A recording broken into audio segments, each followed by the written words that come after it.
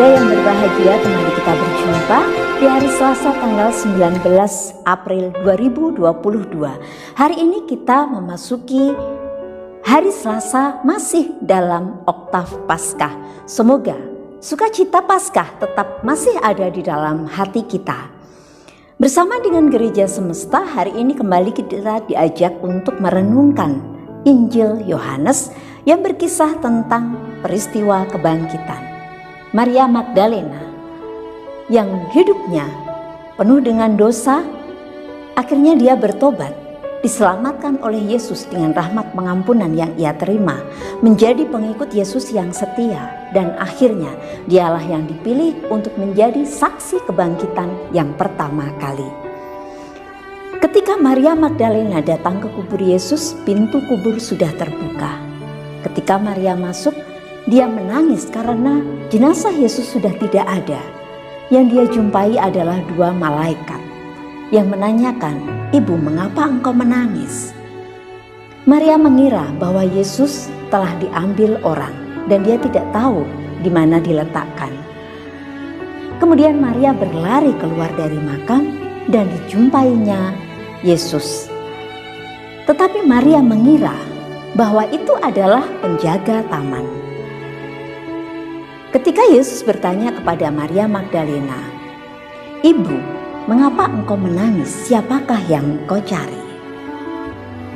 Maria Magdalena mengatakan bahwa Yesus telah diambil orang dan dia menyangka bahwa penjaga taman itu tahu di mana Yesus berada. Kemudian Yesus menyapa Maria Magdalena dengan namanya, "Maria." Saat itulah Maria Magdalena sadar bahwa dialah guru, dialah Yesus yang wafat dan telah masuk di dalam alam kubur, tetapi dia telah bangkit. Itulah yang disampaikan oleh Yesus supaya Maria Magdalena menyampaikan kepada para muridnya bahwa Yesus telah pergi kepada Bapanya di surga. Saudara-saudari yang dikasihi dan mengasihi Tuhan, hati Maria Magdalena begitu sukacita karena menyadari relasi kedekatan yang luar biasa dengan Tuhan.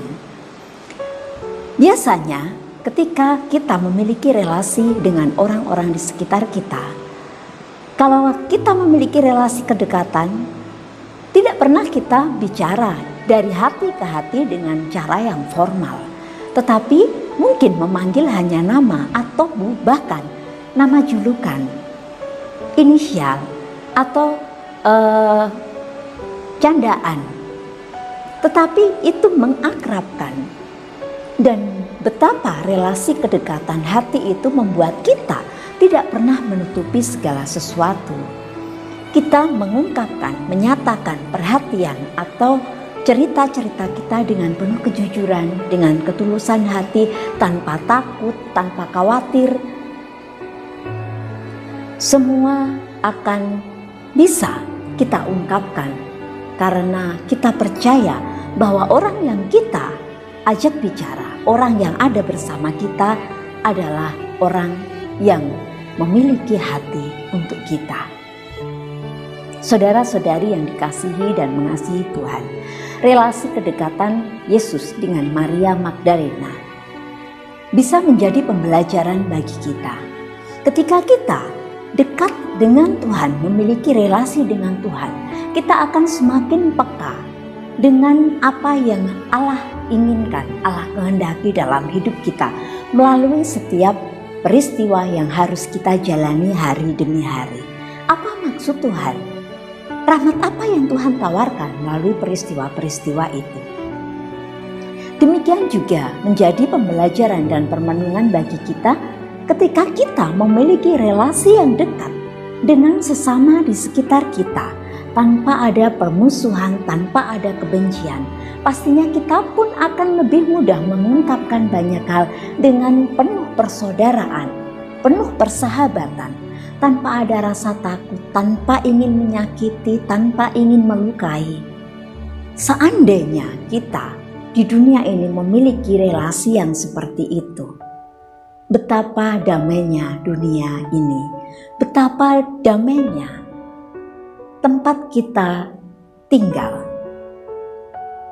Kita memiliki relasi dengan orang-orang di sekitar kita dengan baik, dengan kedekatan, bahkan mungkin di situ yang ada adalah saling mendukung, saling menghargai, bahkan bisa menyimpan sekalipun rahasia hidup kita.